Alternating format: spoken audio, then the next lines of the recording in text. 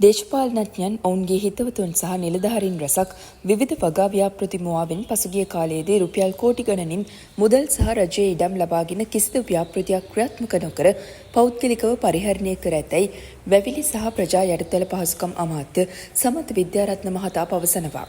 ඒ සම්බන්ධයෙන් විමර්ශනයක් පවත්වන බවද ඔහු පාර්ලිමේන්තුවේදී සඳහන් කළා.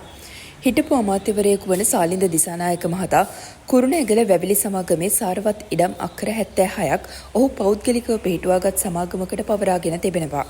හිටපු අමාත්‍ය අරුන්දික ප්‍රනන්දු මහතාගේ හිතවතෙකුට කුරුණෑගල වැවිලි සමාගමේ සාරවත් ඉඩම් අක්කර 21ක් නිසරු ඉඩම් බව පවසා ලබා දී ඇති බවත් ඊට අත්සන් කර ඇත්තේ හිටපු ජනාධිපති මහින්ද රාජපක්ෂ මහතා බවත් ඔහු සඳහන් කළා.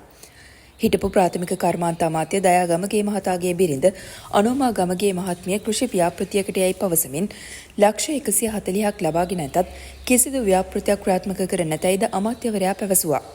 ඔහු මෙසේ පැවසුවේ වැවිලි සහ ප්‍රජා යටිතල පහසුකම් අමාත්‍යාංශයේ වැය ශීර්ෂය පිළිබඳ විවාදයේදී.